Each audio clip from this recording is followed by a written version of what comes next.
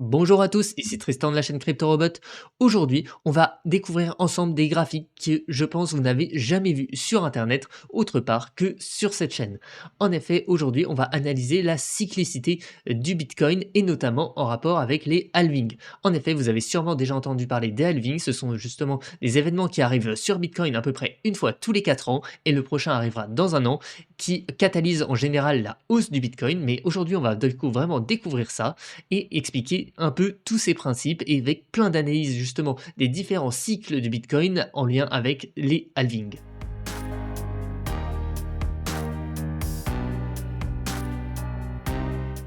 Vous avez sûrement déjà vu ce genre de graphique.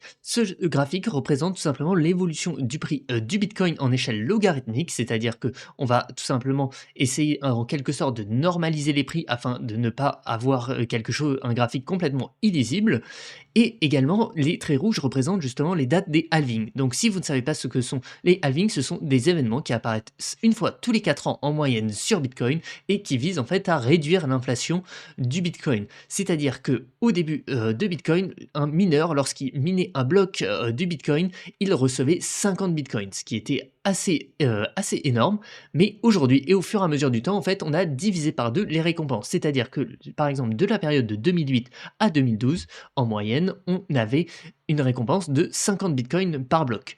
Ensuite, on a eu une récompense de 25 bitcoins, ensuite 12,5. Ensuite, pendant la période dans laquelle on est actuellement, on a une récompense en bitcoin de 6,25 bitcoins. Et à la prochaine, tout simplement au prochain halving, donc à partir de l'année prochaine, le prochain halving se déroulera en avril 2024, eh bien, on aura une récompense par bloc de, entre guillemets, seulement 3,12 bitcoins par bloc. Et ça va tout simplement diminuer l'inflation du Bitcoin et c'est en général ce qui catalyse la hausse du prix.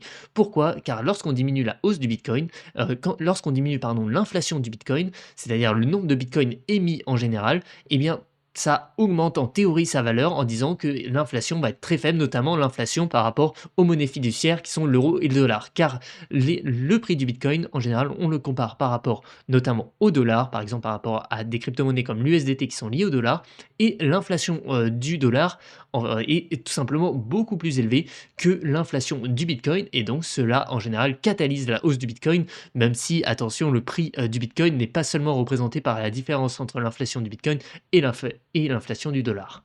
Maintenant qu'on sait cela, certaines personnes ont remarqué une cyclicité dans le prix du Bitcoin. Et il ne faut pas forcément être un génie pour la voir, car comme on va regarder très simplement sur ce graphique, on va voir des patterns en quelque sorte qui vont se répéter à chaque cycle. C'est-à-dire qu'on peut voir depuis le premier cycle qui a commencé, on va dire, en 2008, même si on n'a pas eu de prix jusqu'à à peu près fin 2010. Ici, on a une très belle hausse, puis une très grosse baisse, puis une reprise légère haussière avant le début du prochain cycle. Là, ensuite, on voit qu'on a exactement le même pattern, une très belle hausse, une grosse baisse et une reprise légère haussière avant le prochain cycle. Ensuite, le dernier cycle, le cycle, on va dire, de 2017-2018, pareil, très belle hausse, puis baisse importante jusqu'à une reprise haussière légère. Et on a fait exactement la même chose lors de ce cycle, c'est-à-dire en 2020, fin 2020, début 2021, avec une très belle hausse. Pareil, une grosse baisse qui est arrivée un peu plus tard, et depuis, on est en train de faire une légère reprise haussière en ce moment même. Cependant, il est assez difficile d'analyser vraiment la cyclicité sur ce graphique, car comme vous voyez, même si c'est en échelle logarithmique, par exemple ici, on a une hausse bien plus importante que lors de l'année 2022, et c'était normal vu la taille du Bitcoin en 2010 et la taille du Bitcoin en 2022, on ne peut pas avoir les mêmes variations de prix.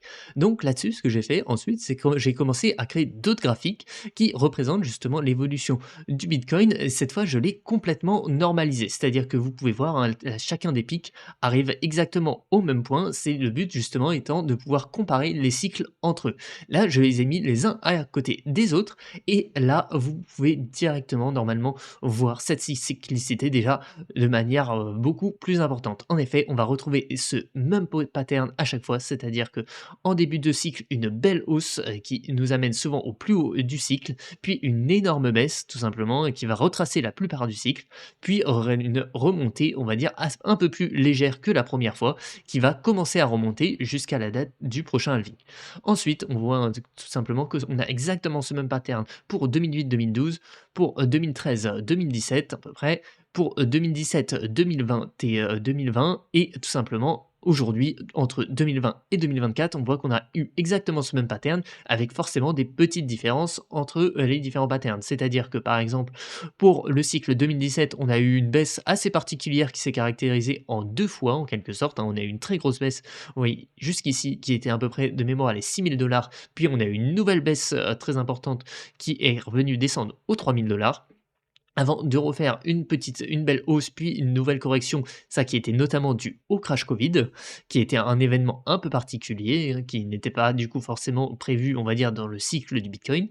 Et ici, par exemple, on a eu une autre spécificité en 2022 avec un cycle, on va dire, haussier en 2 fois. C'est-à-dire qu'on a eu un premier cycle haussier, on a eu une grosse baisse, puis on a eu un deuxième cycle haussier qui a, dépassé très légèrement le précédent, mais vraiment pas beaucoup plus et après qui a fait son crash cette fois en une fois et vous voyez qu'actuellement on est en train de refaire la même chose que les précédentes fois, c'est-à-dire qu'on est en train de remonter avant le prochain halving. Vous voyez que la taille du trait rouge ici qui reste, c'est la date en fait qui reste jusqu'au prochain halving et à partir de ça, on va être capable de potentiellement essayer d'analyser justement les ressemblances entre les différents cycles. À partir de là, pour analyser de manière plus précise la cyclicité, j'ai décidé de superposer ces graphiques. Donc pour le prochain, j'ai tout simplement sorti le premier graphique dû au manque de données entre 2008 et 2010, ça nous embêtait un peu sur le graphique, et on se retrouve tout simplement avec un nouveau graphique avec toutes nos courbes cette fois superposées.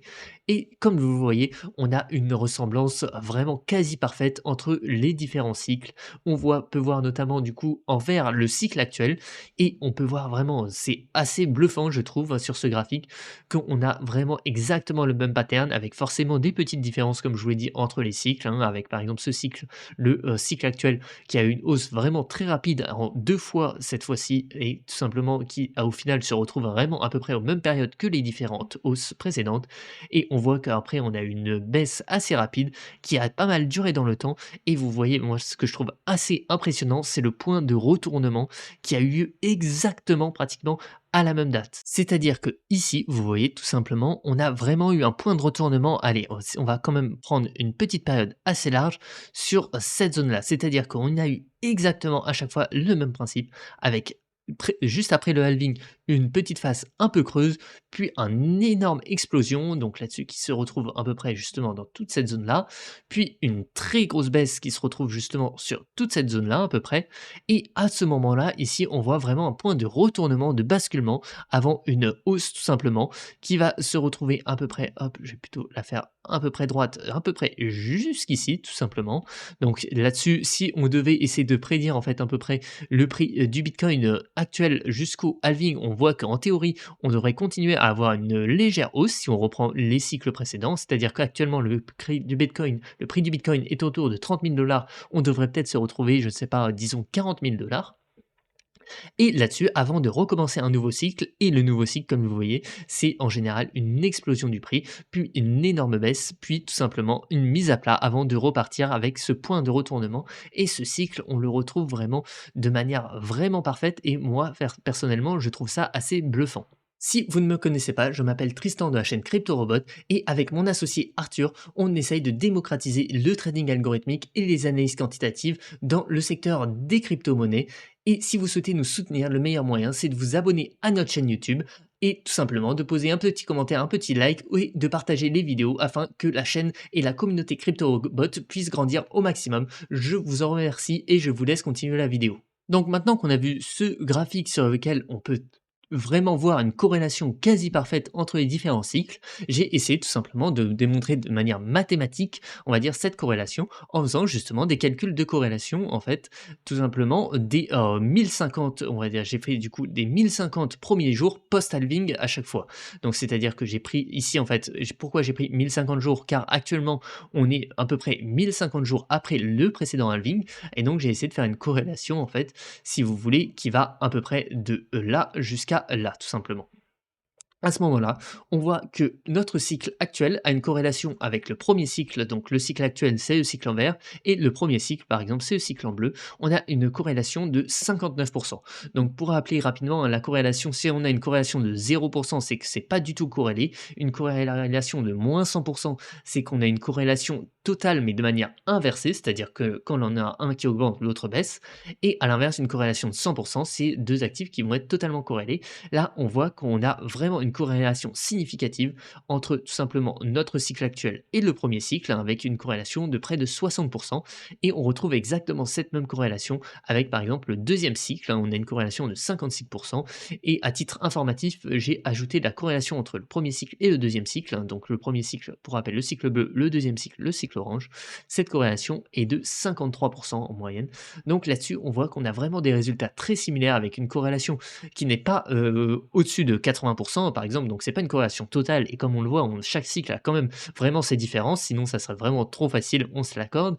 Mais on peut voir qu'on a quand même une vraie corrélation globale avec ces prix qui tout simplement ont tendance en fait vraiment à augmenter en même temps, à baisser en même temps, retournement aux mêmes périodes, etc. Moi, je trouve ça vraiment impressionnant. Attention, je tiens à faire un petit rappel que cette vidéo n'est pas un conseil en investissement et à rappeler que les données du passé ne présagent en rien des données sur le futur, même si on va se l'avouer aujourd'hui, on est en train d'essayer un peu de démontrer le contraire, de démontrer qu'il y a une cyclicité et que les données du prix du Bitcoin sur le passé tiennent à se reproduire tout simplement. Mais je tenais quand même à spécifier que ce n'est pas parce que on a eu un cycle qui s'est répété 3 ou 4 fois que forcément la cinquième fois ça va se répéter, même si forcément on espère et on espère pouvoir faire justement des anticipations de prix grâce à ce cycle qui se répète. À partir de là, je me suis amusé à essayer de prédire le prix, le top du Bitcoin lors du prochain cycle, donc c'est-à-dire après le halving de avril 2024. Donc pour ça, j'ai tout simplement essayé en fait de remarquer, enfin de calculer plutôt à chaque cycle la différence qu'on a eu entre le point le plus haut et le début, la date du halving. Et on peut voir par exemple que ici le premier cycle donc qui est en bleu, on a eu une augmentation de plus de 9300% entre la date du halving et le top de la période. Pour le deuxième cycle, on a eu une augmentation de 2800%, donc le deuxième cycle c'est celui en orange, entre le jour du halving et le top de marché. Et enfin le troisième cycle, celui qu'on vient de connaître, on a eu une augmentation de 687%. Donc vous voyez que plus le Bitcoin grossit, on va dire en taille, notamment en capitalisation boursière, plus les hausses, on va dire du plus bas ou enfin du point de départ jusqu'au point le plus haut sont de plus en plus faibles. Et donc pour ça, j'ai essayé de dessiner une petite fonction mathématique qui va essayer de représenter ça. Donc là, attention, on va rentrer dans des choses un peu magiques et un peu de sorcier sur lequel vraiment je ne vous conseille pas de vous fier. C'est moi, à titre personnel, qui me suis un peu amusé, mais je voulais vous montrer ça car surtout je trouvais ça à peu près cohérent après avec ce qu'on peut espérer. Donc j'ai essayé de tracer en fait, en quelque sorte, une courbe qui passe par quelques points justement, qui représentent justement mes différentes évolutions, hein. Et là-dessus, ce que je me suis amusé à faire du coup, c'est que j'ai essayé de prédire le prix, du bitcoin lors du top du prochain cycle. Et tout simplement ici, ce qu'on peut remarquer, c'est que avec ce prochain cycle ici, on a une évolution potentielle de plus de 287% à partir de la date du halving. Donc si le prix lors de la date du halving, donc qui est je crois le 24 avril 2024, était le prix actuel, donc c'est-à-dire on va dire 30 000 $, le top du Bitcoin serait potentiellement 115 000 $. Je pense que c'est assez cohérent avec ce qu'on peut espérer en globalité.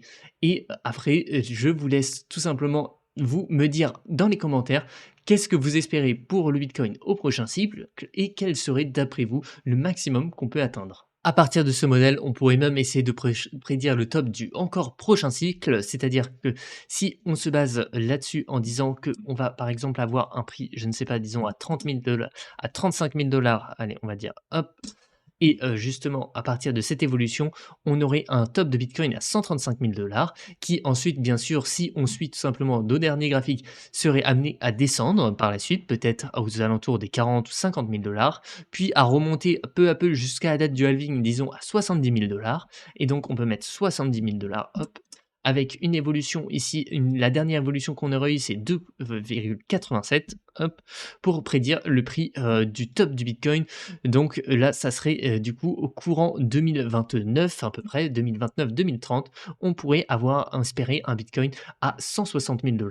Donc là-dessus, c'est vraiment une prédiction qu'il ne faut pas prendre forcément au sérieux, mais vous pouvez quand même vous noter ça sur un petit papier et peut-être voir si tout simplement ces prédictions ont ont un fondement justement sur justement cette ressemblance entre les différents cycles. Mais là-dessus, comme je vous l'ai dit, c'est vraiment quelque chose un peu plus qu'il faut prendre pas vraiment au sérieux car c'est des calculs, mathématiques qui sont faits un peu, de manière pas très sérieuse et pas forcément très approfondie. Mais là-dessus, j'ai essayé de m'amuser justement à essayer de dessiner comme ça quand même une cohérence qu'on pourrait avoir par la suite. J'espère que grâce à cette vidéo, vous y verrez un peu plus clair sur la ressemblance entre les différents cycles du Bitcoin et je vous invite grandement à vous abonner à notre chaîne YouTube et à nous rejoindre sur notre chaîne Discord si vous voulez tout simplement rejoindre la communauté CryptoRobot qui parle en général de crypto, de trading algorithmique, etc. Ça peut être un bon point de rencontre de toute la communauté. Sur ce, je vous souhaite à tous une très bonne journée, soirée, enfin où vous soyez. C'était Tristan de la chaîne CryptoRobot. Salut tout le monde!